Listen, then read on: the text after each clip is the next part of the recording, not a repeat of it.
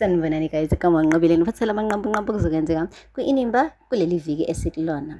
Kuvezwe ukuthi abamndeni wakaZondo bazobe bejabulile kakhulu ukuthi-ke icala limane lavuna bona, kodwa-ke uSydney usazoloke eshilo ukuthi noma thiwa siyajabula kodwa kunomndeni osey'nyembezini namhlanje ngenxa yethu. Okusho kona ukuthi-ke bazophoqeleka ukuthi bajabule baphinde babuyele nganeno ngoba-ke abakomabandla bona basekulileni guys. Kuphinde-ke kwavezwa ukuthi-ke kuzoba nesimemo somndeni walapha kamabandla ukuthi-ke bazodla idina, bese-ke kuqeqebuleka-ke iy'ngqoqo zesilonda-ke bekade sizama ukuhwamuka.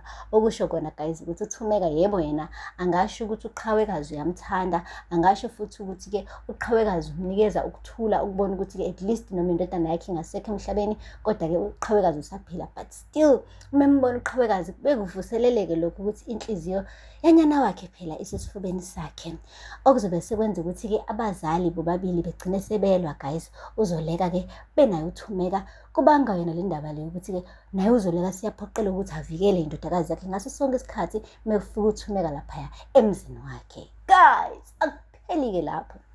Kuphinde kwavezwa-ke ukuthi-ke kuzophinde kufike isitha sakudala esibe sesiqala phansi-ke manje udlame laphaya Khuselathek. Siyakhumbula-ke guys ukuthi uLilian wake wafika-ke efuna ukwenza i-revenge ngokuthi-ke uLazarus wamlaxaza wamane nje wacima wonke amaphupho akade enaye bewakha ndawonye. Kwathi nje kuqiqi wamane nje uLazarus wakhetha kona ukuthi-ke angabe samshada, sekaba manje sefuna ukuthi ashade uZoleka. Useze waba nengane-ke le ayi-adoptile kaZoleka. So manje usebone ngathi-ke uLilian ubetreyiwe uLazarus, yingakho nje ufuna ukwenza sure ukuthi yonke into anayo uyayicekela phansi. Uzobuya-ke guys uLilian, ebuya nje uzobe efuna nje ukwenza sure ukuthi lesa sithembiso ayemthembise sona sokuthi uzoqumba phansi Khuselathek uyasifeza. Kanti-ke kuzophoqeka manje ukuthi uZoleka-ke asebenzisane nabanye phela kanye naye uLazarus ukudefenda phela-ke inkampani yakhe iKhuselathek.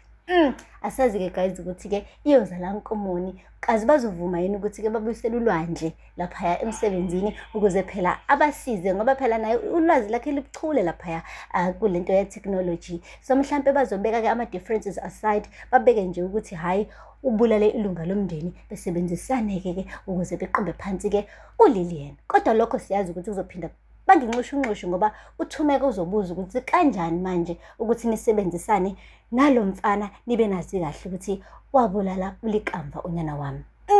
Guys, kuveziwe nokuthi-ke i-season finale ya-season 1-ke kulokhu, kodwa-ke ezimnandi-ke ukuthi u-season 2 usendleleni, uyaphekwa nje sikhuluma nje, okuchaza kona ukuthi akufani-ke njengethonga. Ithonga namanje sisa in the dark, asazi ukuthi-ke liyabuya yini for u-season 2, but-ke u-season 2 uyeza impela for Inimba. So stay tuned. Ningakhohlwa-ke futhi-ke ukusubscribe, nilike, nikhomente. Ningakhohlwa futhi nokulandela amazibela azoqala khona namhlanje kuwuMsombuluko kuze kube-ke Lesihlanu. Until next time, bye.